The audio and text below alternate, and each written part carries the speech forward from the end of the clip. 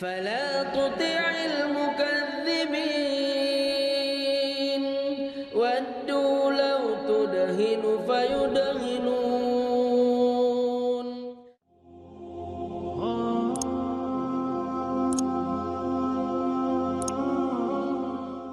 Islam is a truth.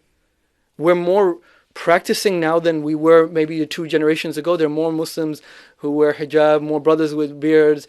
More of us go to masjids. We're sharing messages in Ramadan, Happy Eid, reminding each other to do good. There's more practicing of the faith going on. The Quran hasn't changed. Our book is the same. Our Prophet ﷺ is still the same. Our Lord is the same. So what's changed? And it dawned on me, it was us. We have changed. Everything else is the same, but we are disunited. And we don't work together.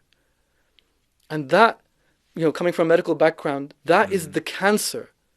Everything else, the drugs, the racism, the misogyny, the lack of ambition, everything else are symptoms. But the cancer, the disease, is disunity. This is one aspect of the barakah of unity. There's a barakah that comes from sadaqah, right? There's a barakah that comes from da'wah. There's a barakah that comes from everything good. There's a barakah that comes from unity that doesn't come from anything else.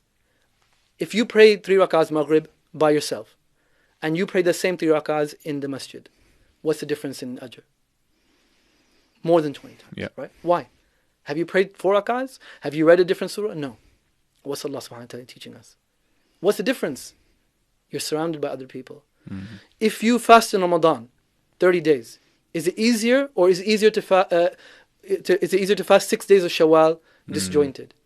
If you ask anyone, they all say the same thing. It's so much harder to fast those 6 days of Shawwal. Why? How does it make sense that 6 days, non-consecutive, are harder to fast than 30 days consecutively?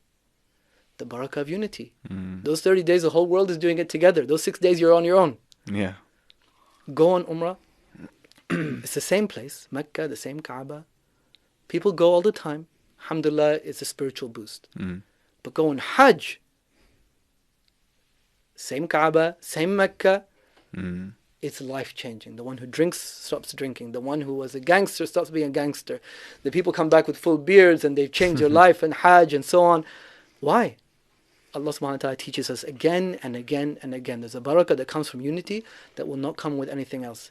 And subhanAllah, this is why I would recommend anyone that, yes, we went through difficult times and we still go through difficult times. And you will too. But the more that you unite, Allah subhanahu wa ta'ala will send you barakah, literally like the monsoon falling on the Sahara Desert. There was a businessman, this is a true story, a businessman who changed his life around. And they asked him, what made you change your life around? And he said he was going to a meeting, and on the road there was a poor man with his child, his little boy next to him, and the man was saying, please give me money my child is sick. Please give me money, my child is sick. And the businessman said, I thought I would give them money, but I was running late, so I said, I'll give it on my way back from the meeting. On the way back from the meeting, that same man was there, but this time he was saying, please give me money to bury my child. Please give me money to bury my child. And the businessman felt like he was going to lose his mind. He didn't know what to do. He said, in the time that he went to have his meeting, this child had passed away. Because he decided to do good in his own time or later. And he realized then, he said, it can't wait. Our people, our ummah is crying out for help now. I stepped out of Jama Masjid in Delhi, the biggest mosque in Delhi. Beautiful masjid built from Mughal history. And when you come out, there's a huge row of women all wearing burqas with their children holding out their hand. And I was young and I asked my father, I said, who are these people? Who are they? And he turned to me and he said, these are your people. These are your people.